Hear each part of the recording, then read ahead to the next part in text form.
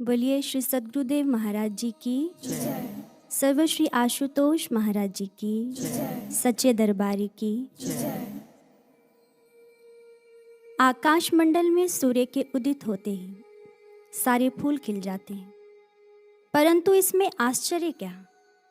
प्रशंसनीय है तो वो हार श्रृंगार का फूल जो आधी रात के घने अंधेरे में भी खिल उठता है।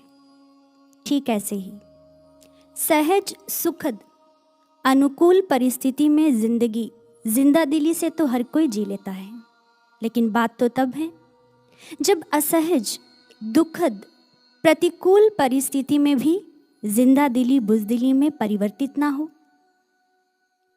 लेकिन वास्तविकता के धरातल पर आकर अगर जिंदगी को देखें तो ज्यादातर लोग प्रतिकूल परिस्थितियों में हाथ खड़े कर जीवन भर भागने में बिता देते हैं, जिन्हें हम जीवन से हारे हुए लोग भी कहते हैं। किसी ने खूब कहा है, कमाले बुज़दिली है पस्त होना अपनी आंखों में, अगर थोड़ी सी हिम्मत हो तो क्या हो नहीं सकता। ये सच है। ज्यादातर लोग अपनी दुर्बलताओं को पहचानते नहीं, लेकिन यह भी उतना ही सच है कि अधिकतर लोग अपनी शक्ति के बारे में नहीं जानते। शेक्सपियर का कथन है, we know what we are but know not what we may be. हम यह तो जानते हैं कि हम क्या हैं, पर हम इस बात से अपरिचित रहते हैं कि हम क्या हो सकते हैं। इसी कारण जीवन के कठिन दौर से गुजरते हुए हम स्वयं को अकेला, हताश, दुखी, निराश किसी गहरी अंधेरी खाई में खड़ा पाते हैं, जिससे निकलने का हमें दूर दूर तक कोई रास्ता दिखाई नहीं देता। तब महसूस होता है कि दुनिया का कोई रिश्ता, कोई रुतबा, कोई वस्तु, कोई बाहरी ज्ञान हमें बाहर निकालने में सक्षम नहीं है। जिंदगी का यही एक ऐसा मोड़ है जहां पर हमें वास्तविकता का बोध होता है। सफर ए जिंदगी में जब भी कोई मुश्किल मुकाम आया, न गैरों ने तवज्जो दी, न अपना कोई काम आया। संसार के बड़े बड़े दिग्गजों को आपने इस खाई में खड़े देखा होगा। सबका एक ही सवाल होता है, क्या कोई है जो हमें यहां से बाहर निकाल सके? तो उत्तर किसी कवि की कलम ने देते हुए कहा, खोज करो एक ऐसे संबंध की जो अपने अधूरेपन, कमजोरियों की सीमा में न बंधा हो, बल्कि अपने असीमित सामर्थ्य से तुम्हारे सीमित दायरों को तोड़ दे। खोज करो एक ऐसे संबंध की जो अपनी क्षुद्र भावनाओं का दास ना हो, बल्कि तुम्हें विराटता के उन्मुक्त गगन में उड़ान भरना सिखा दे। खोज करो एक ऐसे संबंध की जो तुम्हारी कल परसों की गलतियों को ना देखे, बल्कि तुम्हारी आज की कोशिशों को सराहे। सफलता पर नजर ना रखे, तुम्हारे हर कर्म के पीछे छिपी हुई तुम्हारी भावना की कदर करे। खोज करो एक ऐसे संबंध की जिसे तुम्हें अपने बारे में बार बार समझाना ना पड़े, जो तुम्हें तुमसे ज्यादा समझता हो, जो तुमसे ज्यादा तुम्हारा अपना हो। अंत में कवि ने कहा, अगर जन्मों के तप के बाद तुम्हें कोई ऐसा मिल जाए तो घुटनों के बल गिरकर अपने आप को पूरे का पूरा उसे सौंप देना, क्योंकि तुम जिंदगी से इससे ज्यादा और कुछ मांग ही नहीं सकते हो। निस्संदेह हमारी खोज पूर्ण हुई। जिंदगी ने हमें सब कुछ दिया श्री गुरु महाराज जी के रूप में। यदि हम सारी विशेषताओं को किसी एक संबंध में देखना चाहेंगे तो वो महान विभूति केवल सद्गुरु हुआ करते हैं। हमारे शास्त्रों में वर्णन आता है, गुरुरेव जगत सर्वं ब्रह्म विष्णु शिवात्मकम गुरुः परतरं नास्ति तस्मात् संपूज्येत गुरुम। सद्गुरु पूजनीय है। गुरु में ब्रह्मा, विष्णु, महेश सकल सृष्टि समाविष्ट होती है। गुरु से अधिक और कुछ है ही नहीं। योगानंद परमहंस जी अपनी किताब विस्पर्स फ्रॉम एटर्निटी में एक कविता के द्वारा अपने गुरु युक्तेश्वर गिरी जी के लिए लिखते हैं, हे गुरुदेव, अगर समस्त देवता मिलकर भी अपने आशीर्वाद की दीवारों से मेरी सुरक्षा कर देते, किंतु मुझे आपका आशीर्वाद नहीं मिलता, तो मेरी हालत उस अनाथ जैसी होती जिसे आपकी अप्रसन्नता के खंडरों में आध्यात्मिक रूप से सूखने के लिए छोड़ दिया गया हो। आपके बिना ये जीवन अधूरा है। आप मेरे जीवन का सर्वस्व हैं गुरुदेव। भानु को कमल अनेक मिले, कमलन हेतु दिनेश तुम ही हो। मेघ को मोर अनेक मिले, मोरन हेतु जलेश तुम ही हो। भूप को दास अनेक मिले, दासन हेतु नरेश तुम ही हो। तुमको भक्त अनेक मिले, पर मेरे तो हृदयेश तुम ही हो। एक बार किसी शिष्य ने श्री गुरु महाराज जी के पास जाकर कहा, महाराज जी, मेरे मन में दुविधाओं का कोहराम मचा हुआ है। मेरा मन बहुत अशांत है। कृपया कोई ऐसा सूत्र दे जो इन पर इस समय विराम लग सके। तो महाराज जी ने उसे कागज कलम लाने को कहा। फिर स्वयं अपने हाथों से श्रीमद् भगवत गीता की एक संस्कृतबद्ध पंक्ति व्याख्या सहित लिख दी। सुहृदं सर्वभूतानां ज्ञात्वा मां शांति मृच्छति। फिर मुस्कुराकर कहने लगे, जिसने हमें अपना सुहृद परम मित्र मान लिया, इतना सोचने भर से ही उसे शांति मिल जाया करती है। सोचिए, जिस साधक के हृदय आसन पर निरंतर गुरु के चिंतन का शासन हो, वहां पर चिंताएं भला कैसे ठहर सकती हैं? ठीक है, जीवन में कभी ऐसा मंजर भी आता है जब साधक शिष्य के मन को नकारात्मकता दबोच लेती है। गुरु मूक साक्षी बने रहते हैं, न बाहर से कोई आश्वासन, न भीतर से दर्शन। ऐसे में साधक के हृदय की वेदना केवल यही कहती है, उठता है सर तो आकाश मेरे करीब है, धरती है पास इतनी कि पांव तले नसीब है। हवा भी रहती है हर पल मुझे सहलाती, पर तुम हो कहाँ ऐ मेरे आत्मा के साथी। कहा था तुमने, सांसों से भी अधिक समीप हूँ मैं, तेरी धड़कनों के मोती का सीप हूँ मैं। फिर क्यों मेरे एहसास तुमसे खाली हैं, मेरे अनुभवों की चादर क्यों खाली है? क्या तुम्हारा कथन सत्य नहीं, या फिर मेरी साधकता योग्य नहीं? कहिए, कुछ तो कहिए गुरुदेव। अक्सर जब भी शिष्य के जीवन में कर्म संस्कारों की सुनामी उठती है, तो गुरु और शिष्य के बीच की संचार तारे ठप सी लगती हैं। शिष्य को ऐसे लगता है मानो उसके हृदय की बात गुरु के हृदय तक पहुंच ही नहीं रही।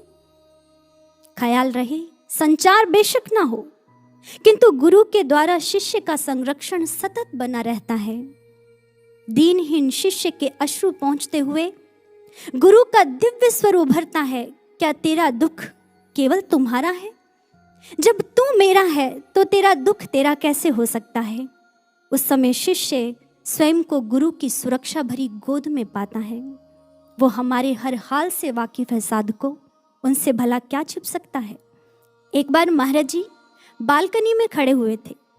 खड़े खड़े आंखें मूंद ली, फिर अचानक बोले, हमारी दृष्टि में तो सब कुछ समा जाता है, तो सोचकर देखिए भला हम उनकी करुणामयी दृष्टि से कैसे वंचित हो सकते हैं। वो हमारे हर हाल से वाकिफ हैं। जब भी किसी भयानक स्थिति में हमें घिरा हुआ पाते हैं, तो उनका वात्सल्य भरा स्वर ममता से सहलाकर हमें कहता है, यूं ना तुम मायूस हो, कदमों में जहां रख दूंगा। क्या खो गया है जो हिम्मत हार बैठे हो, मुश्किलों में मैं तेरे बन ढाल संग चलूंगा। एक बार किसी शिष्य ने महाराज जी से कहा, गुरुदेव हमेशा मेरे साथ रहिए। महाराज जी ने कहा, ऐसे ही होगा। उसने पलट कर कहा, लेकिन कैसे होगा महाराज जी? आप अपने कक्ष में, मैं अपनी दुनिया में। जब भी कभी मुझे किसी समस्या में आपकी जरूरत होगी, तो आप किसी अन्य भक्त को समय देने, ध्यान साधना में व्यस्त होंगे। उस समय मैं स्वयं को बहुत अकेला अनुभव करूंगा महाराज जी। तो महाराज जी ने कहा, क्या तुम वो भजन नहीं सुने? हे ज्ञान रूप सतगुरु मुझको भी ज्ञान दे दो, करुणा के 4 छींटे करुणा निधान दे दो। गुरु देह स्वरूप नहीं, ज्ञान स्वरूप होते हैं। ज्ञान मिलते ही गुरु सत्ता हर शिष्य के हृदय में ज्ञान रूप में स्थापित हो जाती है। किंतु इस बात को न समझने के कारण साधक समस्या में आशीर्वाद की इच्छा से गुरु के बाहरी सानिध्य को पाने के लिए दौड़ता है। महाराज जी ने अक्सर अपने प्रवचनों में कहा, बाहर से केवल आश्वासन मिलता है। अगर शिष्य को आशीर्वाद की अभिलाषा है तो उसे भीतर से जुड़कर पुकार उठानी चाहिए। महाराज जी ने यह भी कहा, आपके जीवन में आने वाली कठिन परिस्थितियां, समस्याएं आती ही इसीलिए हैं कि आप अपने अंतःकरण में साधना में उतरकर गुरु से, प्रार्थना से जुड़ सको। और जो साधक अपने भीतर उतरकर गुरु के चिंतन से तार जोड़ता है, वो आत्मबल, प्रेरणा को पाकर अपने जीवन की हर बाधा को पार कर जाता है। जैसे बादल तभी बरसते हैं जब उनका संबंध समुद्र से होता है। समुद्र से संबंध टूटते ही वो अपना अस्तित्व खो बैठते हैं, केवल धूल भरी एक बदली बनकर रह जाते हैं। साधक में आत्मबल के लक्षण दिखाई नहीं देते, वो जीवन में हताश, निराश हो जाता है। एक बार मार्टिन लूथर बड़ी निराश अवस्था में बैठे हुए थे। उन दिनों उन्हें कुछ लोगों के घोर तानों और विरोध का सामना करना पड़ रहा था। जब उनकी पत्नी ने उन्हें इस मनोस्थिति में देखा तो काले वस्त्र पहनकर उनके सामने आकर खड़ी हो गई। मार्टिन ने पूछा, आज काले वस्त्र क्यों पहन रखे हैं? पत्नी ने कहा, क्या आप नहीं जानते, आज वो मर गए। मार्टिन ने कहा, कौन मर गए? पत्नी ने कहा, आज ईश्वर मर गए। मार्टिन ने हैरानी से कहा, ऐसा कैसे हो सकता है? ईश्वर कैसे मर सकते हैं? तब पत्नी ने बड़ा ही प्रेरणादायक उत्तर दिया, अगर ईश्वर नहीं मरे तो ईश्वर के होते हुए आप दुखी, हतोत्साहित, इतने भयभीत और चिंतित क्यों हैं? एक बार ऐसी ही निराशाजनक परिस्थिति से निकल रहे किसी शिष्य से श्री गुरु महाराज जी ने कहा, याद रखना, अगर तुम्हारे जीवन में कुछ तुम्हारे मन के अनुसार हो रहा हो तो अच्छा है, और अगर नहीं हो रहा हो तो और भी अच्छा है। उसने कहा, वो कैसे महाराज जी? महाराज जी ने समझाते हुए कहा, अगर जीवन में तुम्हारे मन का नहीं हो रहा तो निसंदेह वो ईश्वर के मन का हो रहा है, और जो ईश्वर के मन के अनुसार होगा वो तुम्हारे मन से कहीं अच्छा होगा, क्योंकि ईश्वरं यत् करोति शोभनम करोति। ईश्वर जो करते हैं अच्छा ही करते हैं, सदैव उन पर भरोसा रखो। मार्टिन लूथर को अपनी गलती समझ में आ गई। ईश्वर के होते हुए मैं निराश क्यों रहूं? भगवान पर भरोसा रख। अपने गिरे हुए उत्साह को उठाते हुए उन्होंने मुस्कुराते हुए अपनी पत्नी से कहा, तुम बिल्कुल ठीक कहती हो। संकट के समय में आशा, विश्वास, उत्साह को खो देना मानो शैतान के दल में सम्मिलित होने जैसा है। ईश्वर के होते हुए मैं निराश क्यों रहूं? मैं निराशा से थककर क्यों बैठूं? विंस्टन चर्चिल का कथन है, if you are going through hell keep going. अगर नरक से गुजर रहे हो तो गुजरते रहो। कहने का भाव, जीवन में अगर नरक जैसी भयानक परिस्थितियां भी क्यों ना आ जाएं, तो ना तो डरकर रास्ता बदलो और ना ही निराशा से थककर अपने जीवन में बैठ जाओ, केवल चलते जाओ। एक साधक अपने विचारों की उधेड़-बुन में था। उस शिष्य के मन में एक चिंता चल रही थी कि भक्ति पथ पर बढ़ तो चले हैं, लेकिन मन में बहुत से विचार, विकार, जिनसे मन निरंतर उलझा रहता है, अभी तक वो नहीं बन पाए जो महाराज जी हमें बनाना चाहते हैं। और पल पल अनुभूतियों में श्री गुरु महाराज जी कहते हैं कि समय बहुत कम बचा है, फिर इतने कम समय में बदलाव कैसे हो पाएगा? क्या हम अंत तक चल पाएंगे? क्या हम अपनी मंजिल को प्राप्त कर लेंगे? तो अनुभव में उसको उत्तर देते हुए श्री गुरु महाराज जी ने कहा, जो मैं कहता हूं तुम केवल वही करते जाओ। अगर साधना के लिए कहा जाए तो साधना में जुट जाओ। अगर सेवा के लिए आदेश आए तो डटकर सेवा करो। फिर मस्त अंदाज में हवा में हाथ हिलाकर बोले, फिर इन विचारों विकारों की क्या औकात, इन्हें तो मैं चुटकियों में समाप्त कर दूंगा। तुम चिंता मत करो, जो तुम्हें कहा जाए तुम बस वही करते जाओ। एक ही मूल मंत्र अपनाओ, रुको नहीं, चलते जाओ। बहती नदी से जज्बे लिए बढ़ते जाओ। नदी के जज्बों को किसी कवि ने बड़ा सुंदर बयां किया। उसने कहा, रास्ता रोक रही चट्टाने, पत्थर से सब बंद मुहाने, पर्वत की पूरी कोशिश है उठती लहर दबाने की, मगर नदी ने जिद ठानी है सागर तक बह जाने की। चलने की इच्छा तो हर साधक में होती है, पर न जाने क्यों भक्ति पथ पर, सेवा क्षेत्र में निर्मित होने वाली परिस्थितियों और साधना पथ पर मन की आने वाली बाधाओं में उलझकर अक्सर साधक की सेवा साधना गति मंद पड़ जाया करती है। तो चलिए स्वयं से एक प्रश्न करते हैं, क्या हम चरेवैती धुन गुनगुनाने वाले दृढ़ साधक बनना चाहते हैं? उत्तर हाँ या ना में देने से पहले एक बात याद रखिएगा, अगर आप ऐसे दृढ़ साधक बनना चाहते हैं तो उसके लिए आपको वैसी सोच रखनी होगी, वैसे विचार रखने होंगे और फिर उन विचारों के अनुरूप कर्म करने होंगे। सफलता तभी प्राप्त होगी। सफलता एक परिणाम है जिसकी शुरुआत कहाँ से होती है? चलिए एक उदाहरण से समझते हैं। मान लीजिए आपने एक पेड़ पर फल लगा देखा। आप कहें कि ये फल कहाँ से आया? जाहिर सी बात है, पेड़ से। अब प्रश्न है कि पेड़ कहाँ से आया? तो उत्तर बड़ा ही आसान है, छोटे से पौधे का विशाल रूप है पेड़। अब गहराई से देखें कि वो छोटा सा पौधा कहाँ से आया, तो पाएंगे एक नन्हे से बीज ने धरती की गहराई में मौन तपस्या की, वही पेड़ के होने का कारण है। कहने का भाव, जैसे उस मीठे फल का स्रोत बीज है, ऐसे ही सफलता रूपी मीठे फल का भी कोई ना कोई बीज जरूर है। और क्या नाम है उस बीज का? वो है हमारी सोच, हमारे विचार।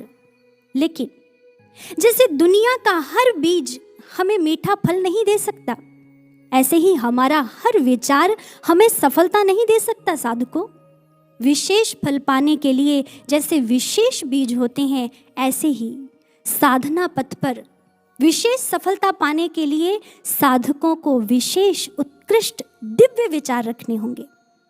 अगर आज हमारे भीतर में ऐसे विचार नहीं है तो हमारे मन की इस अवस्था का जिम्मेदार कौन? प्रश्न है, मान लीजिए आप कहते हैं कि मेरा मन अच्छे विचार अच्छी सोच नहीं रख पा रहा, तो क्या इसके लिए संसार दोषी है? बिल्कुल नहीं, क्योंकि बाहर की परिस्थिति और भीतर के विचारों में अंतर होता है। बाहर की परिस्थिति कैसी भी क्यों ना हो, लेकिन मन में कैसे विचार रखने हैं इसमें हम स्वतंत्र होते हैं। कोई हमें मजबूर नहीं करता कि नकारात्मक स्थिति में नकारात्मक सोचना ही सोचना है। लेकिन हमें लगता है हमारे विचारों की चाबी बाहर है, इसलिए हम बाहर दोष लगा देते हैं। मन के विचारों का बहुत ही सुंदर चित्रण किया मनोवैज्ञानिक विक्टर फ्रैंकल ने अपनी आत्मकथा में। द्वितीय विश्व युद्ध के समय जब हिटलर ने यहूदियों को जेल में डालकर पशु से बदतर हालत में रखा तो असंख्य लोग मर गए। उसी समय उस मनोवैज्ञानिक को भी पकड़कर परिवार सहित जेल में डाल दिया गया। धीरे धीरे परिवार के सदस्य भी मर गए। वो लिखते हैं, जेल की भयानक परिस्थिति और प्रतिदिन के अत्याचारों में उन्हें यह भी नहीं पता होता था कि कल तक वो जीवित रहेंगे भी कि नहीं। तब उन्होंने सोचा, मैं बाहर की परिस्थिति नहीं बदल सकता, लेकिन एक स्वतंत्रता अभी भी मेरे पास है जो मुझसे कोई नहीं छीन सकता। वो है मैं इस परिस्थिति में भी कैसे रिस्पॉन्ड करता हूं, मैं कैसे विचार रखता हूं। मैं चाहूं तो भय और निराशा के विचारों के बोझ तले दबकर मृत्यु से पहले ही मर जाऊं, और मैं चाहूं तो बाहर निकलने की आशावादी सोच के साथ जीवित रहूं। उसने सकारात्मक रहने का निर्णय लिया। उस दुखद परिस्थिति में भी वो सुखद भविष्य की सोचकर मुस्कुरा देता। ये देखकर लोग बहुत हैरान होते। असंख्य लोग मरे पर वो जीवित रहे, क्योंकि उन्होंने सोच रखा था, जब मैं बाहर निकलूंगा तो अपनी खोज दुनिया को एक सूत्र के माध्यम से समझाऊंगा। और वो सूत्र क्या है? आप बाहर की परिस्थिति को कंट्रोल नहीं कर सकते, किंतु आपके विचार, आपकी सोच पर आपका नियंत्रण है। आपके विचार आपकी जिम्मेदारी है, इसे स्वीकार करें। क्योंकि जब हम अपने विचारों को नियंत्रण नहीं कर अपने खुद के मन पर काम नहीं करते तो अक्सर यही कहते हैं, फला व्यक्ति, परिस्थिति, घटना के कारण मेरा मूड ऑफ है, ये सब बदलेगा तो मैं ठीक हो जाऊंगा।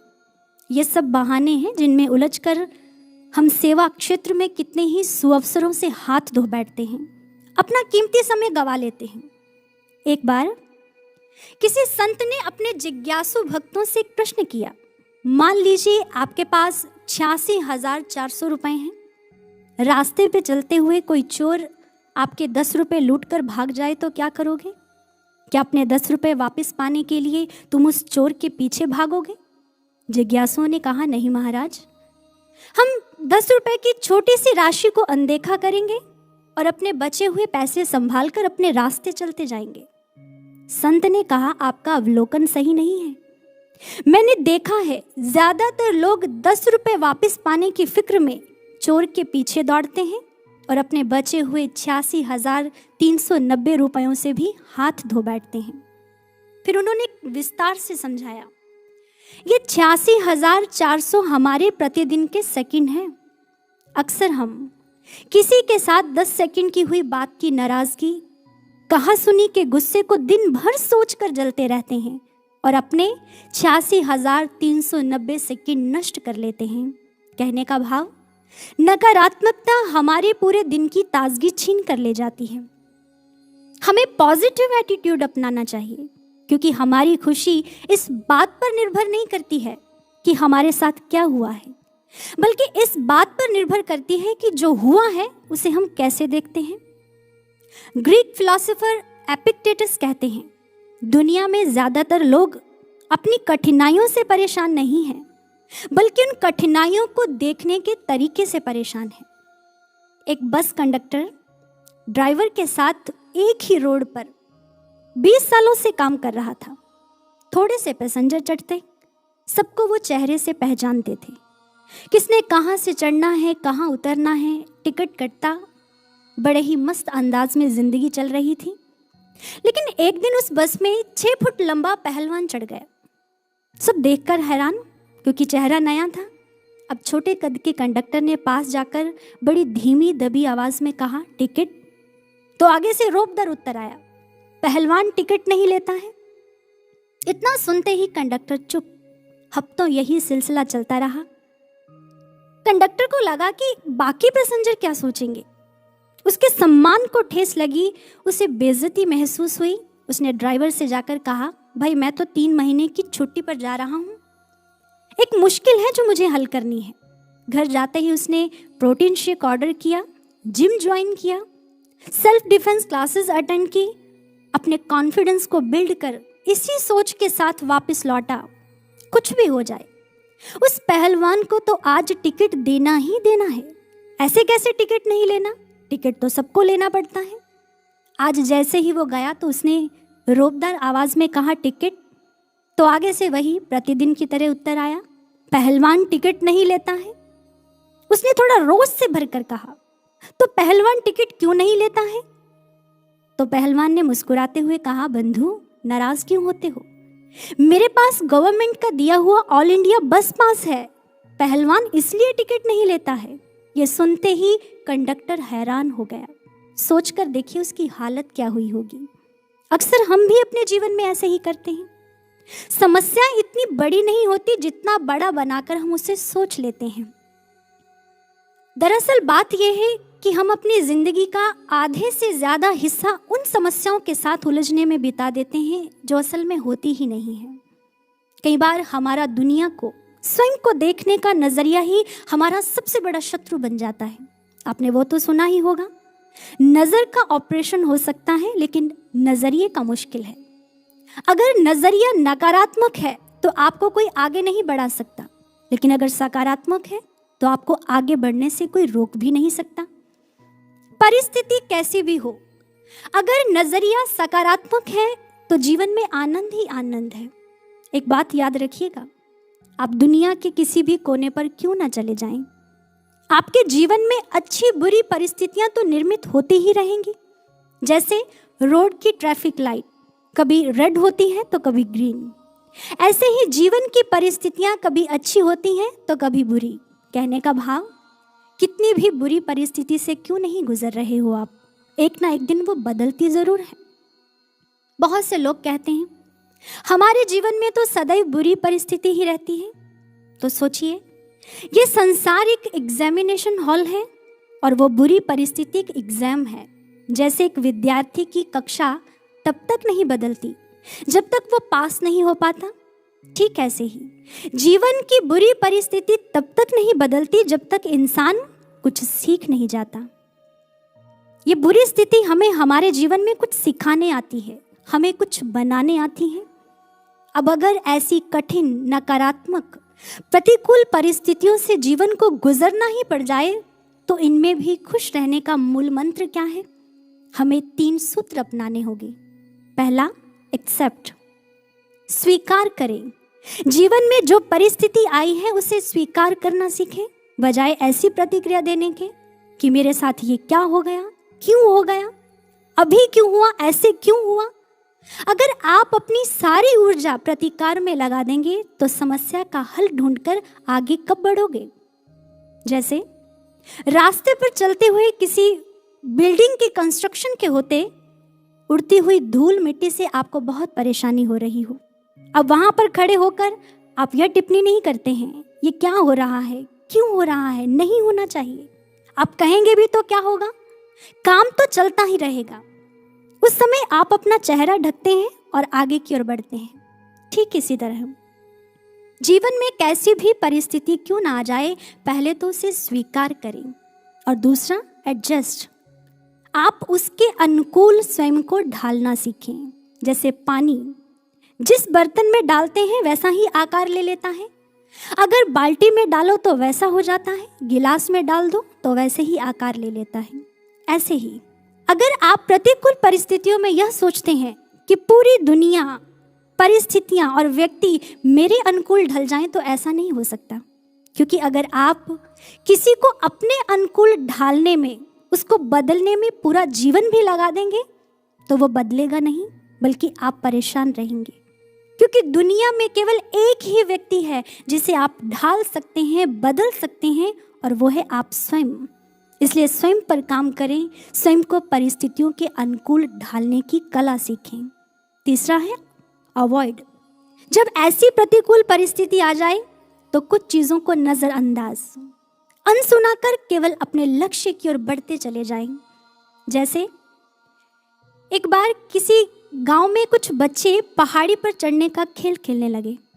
5 बच्चों ने दौड़ लगाई, बाकी घेरा बनाकर दर्शक बनकर देख रहे थे। अभी दौड़ प्रारंभ ही हुई थी कि एक बच्चे ने कहा, अरे देखो पहाड़ी कितनी ऊंची है, कोई ऊपर नहीं पहुंच पाएगा। दूसरे ने कहा, अरे हाँ बिल्कुल ठीक कह रहे हो, जगह जगह पत्थर है, चोट लग सकती है। तीसरे ने कहा, बारिश से फिसलन भी बहुत है, कोई भी गिर सकता है। देखते देखते सारे बच्चे वहीं रुक गए। केवल एक बच्चा शिखर तक पहुंचा। जानते हो क्यों? क्योंकि उसे कानों से सुनाई नहीं देता था। ठीक इसी तरह जब प्रतिकूल परिस्थिति में घिरे हो तो नकारात्मकता से बहरे हो जाओ, उसे अनसुना करो और स्वयं के अंदर शांति, स्थिरता बनाए रखते हुए अपने लक्ष्य में अपनी पूरी ऊर्जा लगा दो। कहते हैं जो नजरिया है वो एक चश्मे की तरह होता है। जब आप नकारात्मक नजरिए के चश्मे से देखते हैं तो सब कुछ असंभव लगता है। ये हो नहीं सकता, मैं कर नहीं सकता, मेरे से होगा नहीं। लेकिन जब आप सकारात्मक नजरिए के चश्मे से देखते हैं तो सब कुछ संभावनाओं में बदल जाता है।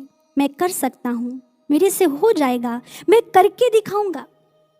इसलिए किसी ने खूब कहा है, जब आप दुनिया को, परिस्थितियों को, समस्याओं को और स्वयं को देखने का नजरिया बदलने लगते हैं तो बाहर की चीजें खुद ब खुद बदलना शुरू हो जाती हैं।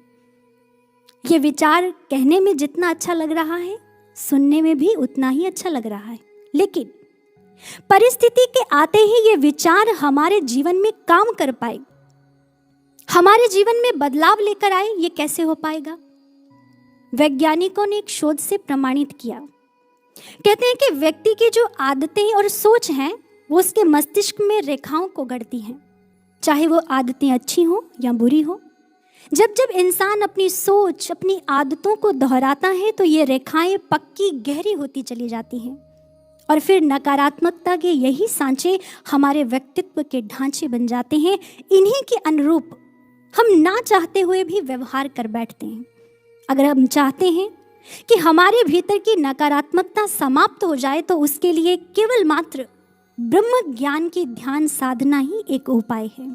जब साधक ध्यान की अवस्था में बैठकर ध्यान एकाग्र करता है तो उसके भीतर सकारात्मक ऊर्जा उत्पन्न होती है, ईश्वरीय शक्ति पैदा होती है जो उसे बल देती है, नकारात्मकता को मिटाने में उसे सक्षम बनाती है। योगानंद परमहंस जी अपनी किताब डिवाइन रोमांस में कहते हैं, every time you meditate deeply on God, beneficial changes take place in the patterns of your brain. Then mentally affirm and pray to God, I command my brain cells to change, to destroy the grooves of bad habits that have made a puppet out of me. Lord, burn them up in the divine light.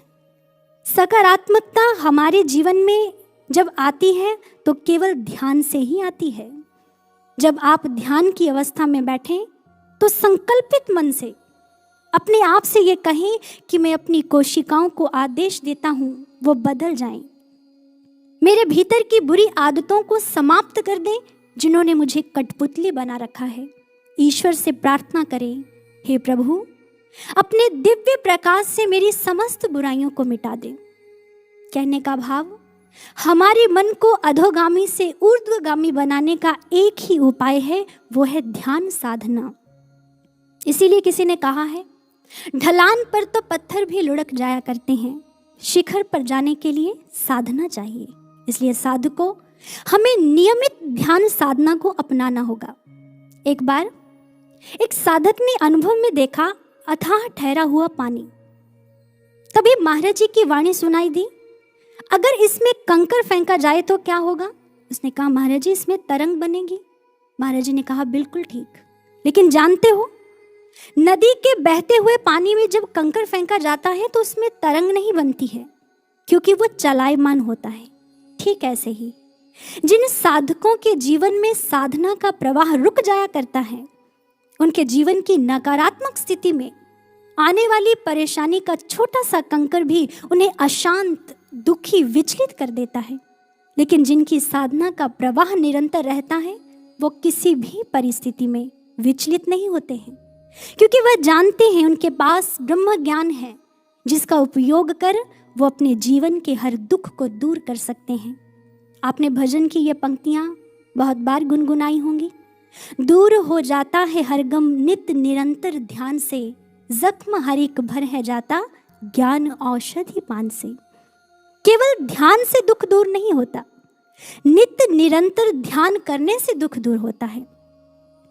आपने कहावत तो सुनी होगी बचपन में, an apple a day keeps a doctor away. प्रतिदिन का एक सेब डॉक्टर को दूर रखता है। क्या कभी ऐसा सुना है, 7 apples on Saturday keep the doctor away? शनिवार को 7 सेब डॉक्टर को दूर रखते हैं? नहीं, क्योंकि अगर एक दिन भी मिस हो जाता है तो उसकी भरपाई अगले दिन नहीं हो पाती। लेकिन जब भी किसी कार्य को एक सार स्थिरता से निरंतर करने की बात आती है तो हमें थोड़ी परेशानी का सामना उठाना पड़ता है। चाहे वो सुबह उठना हो, मेडिटेशन करनी हो, फिजिकल एक्सरसाइज की बात हो या फिर डाइट प्लान, कुछ भी नया सीखना हो, हम थोड़े दिन तो बड़े उत्साह के साथ करते हैं, लेकिन फिर हफ्तों की छुट्टी हो जाती है और महीनों के बाद हमारा व्यवहार वैसे ही हो जाता है। हमें अपने व्यवहार में, अपने कर्म में निरंतरता लानी होगी, क्योंकि निरंतर की गई प्रैक्टिस ही हमें परफेक्शन लेकर आती है। कॉमेडियन जेरी सैनफील्ड, एक बार मंच पर उनके साथ एक नया कॉमेडियन काम कर रहा था।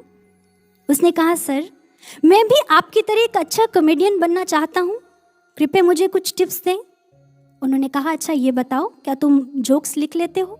उसने कहा, हाँ सर, जब मूड अच्छा होता है, अंदर से प्रेरणा होती है तो मैं अच्छे जोक्स लिख लेता हूँ। लेकिन समस्या यही है, मूड प्रतिदिन अच्छा नहीं होता और प्रेरणा भी रोज नहीं होती। उस समय जेरी सैनफील्ड ने कहा, एक बात ध्यान से सुनो, अच्छा कॉमेडियन बनने का एक ही तरीका है, अच्छे जोक्स लिखना। और अच्छे जोक्स लिखने का एक ही तरीका है बहुत से बुरे जोक्स लिखना, और बहुत से बुरे जोक्स लिखने का एक ही तरीका है हर दिन लिखना। जब तुम निरंतर लिखोगे तो तुम्हें पता ही नहीं चलेगा कब तुम अच्छे जोक्स लिखने लग गए। ठीक यही सूत्र हम साधकों को साधना में अपनाना होगा। कुछ भी फ्री नहीं मिलता, दाम तो चुकाना ही पड़ता है। ठीक इसी तरह साधना पथ पर ये दाम हम साधकों का निरंतर प्रयास है। चाहे वो किसी बुरी आदत को बदलना है, किसी नई आदत को सीखना है, ध्यान साधना करनी है। आप जानते हो निरंतर ध्यान साधना से हमें क्या लाभ होगा? इसके लिए हमारे महापुरुषों ने कहा, सांस सांस सिमरो गोविंद, मन अंतर की उतरे चिंत। अगर अभी तक जीवन में चिंताएं समाप्त नहीं हुई हैं पूर्ण रूपेण, तो इसका सीधा सा अर्थ है हमारी साधना में निरंतरता की कमी है। जब हम ब्रह्म ज्ञान की निरंतर ध्यान साधना करेंगे तो वह हमारे भीतर से चिंताओं का समूल नाश तो करेगी ही, साथ में हमें हर परिस्थिति में डटकर लड़ने में सक्षम बनाती है। इसलिए नियमित ध्यान साधना को अपनाना होगा।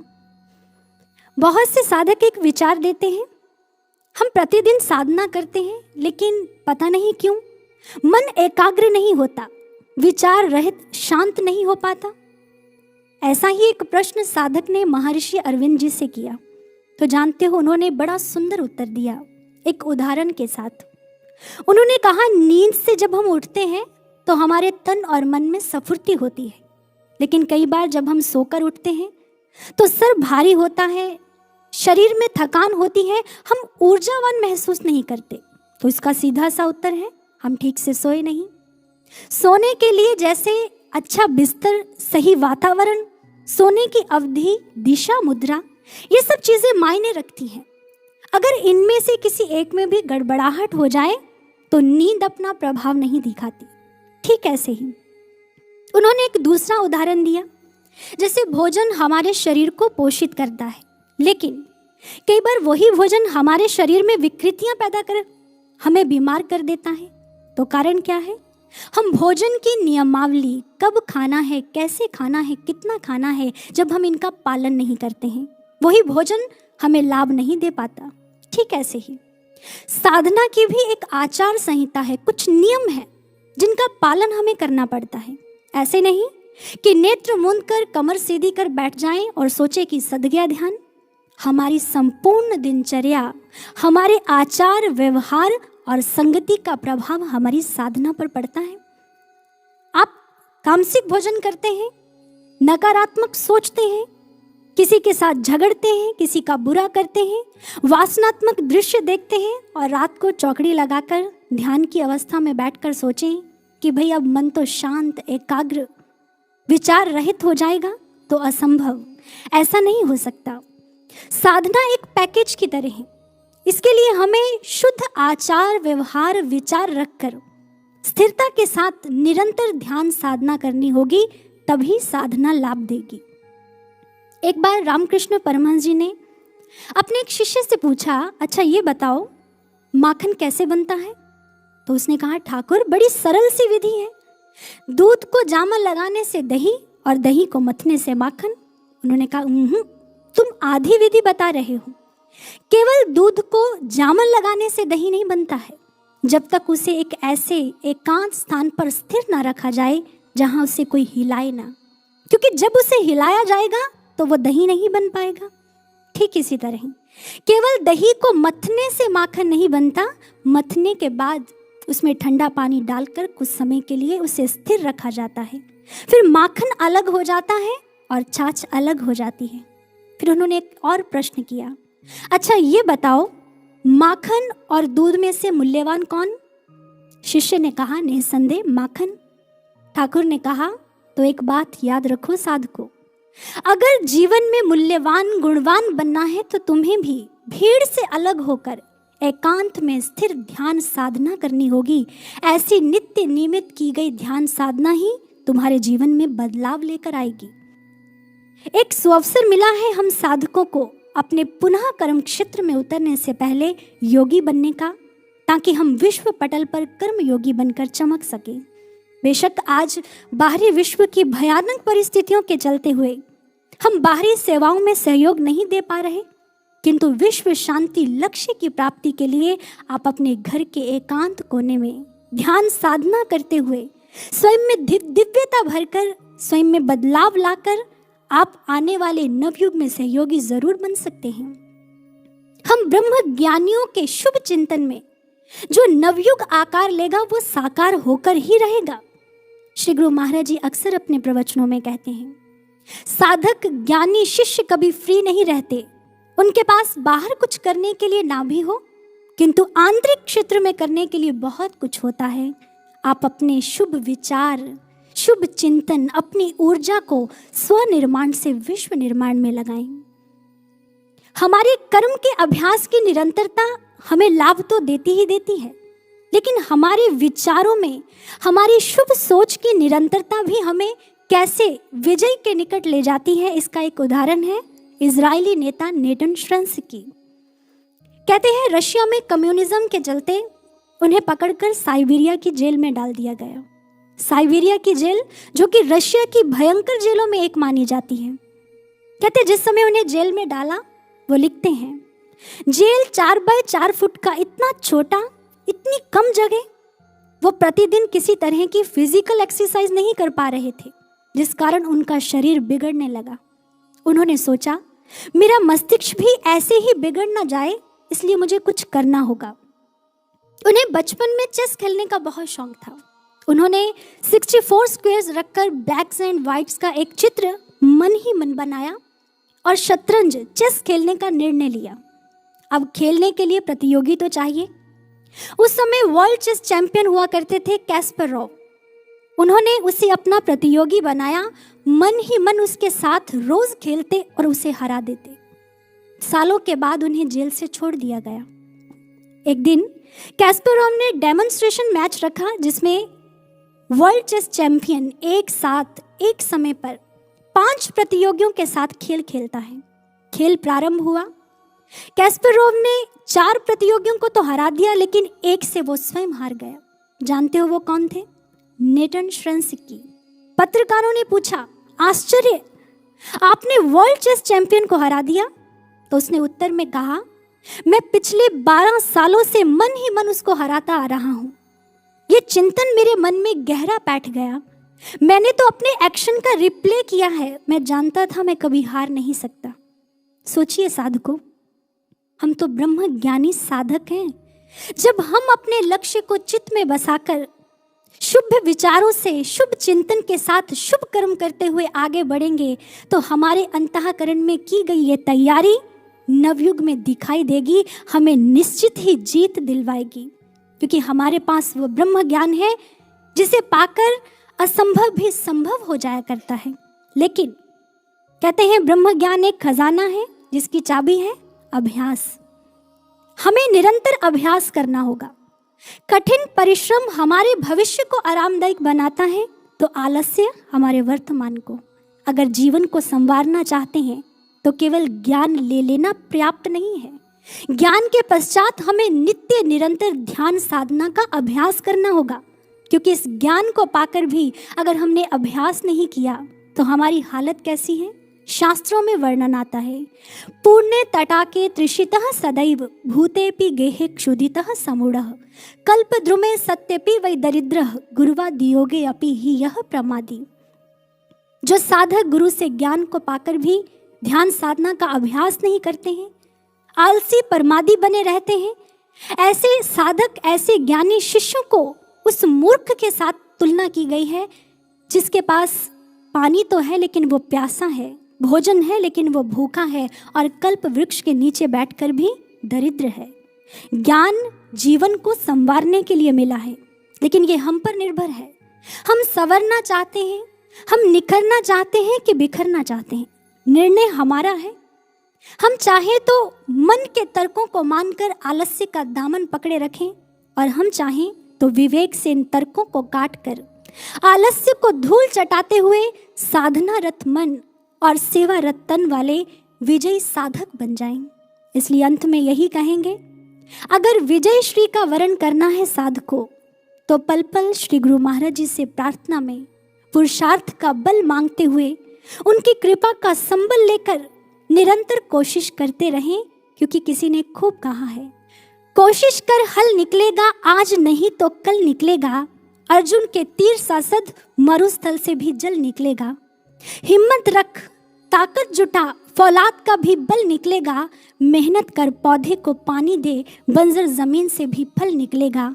जिंदा रख दिल में उम्मीदों को, गरल के समंदर से भी गंगा जल निकलेगा। कोशिश जारी रख, कुछ कर गुजरने की, आज जो थमा थमा है वो चल निकलेगा। कोशिश कर हल निकलेगा, आज नहीं तो कल निकलेगा। जब हमारी निरंतर कोशिशें रंग लाएंगी तो हमें हमारी मंजिल तक ज़रूर पहुंचाएंगी। बोलिए श्री सद्गुरुदेव महाराज जी की, सच्चे दरबार की।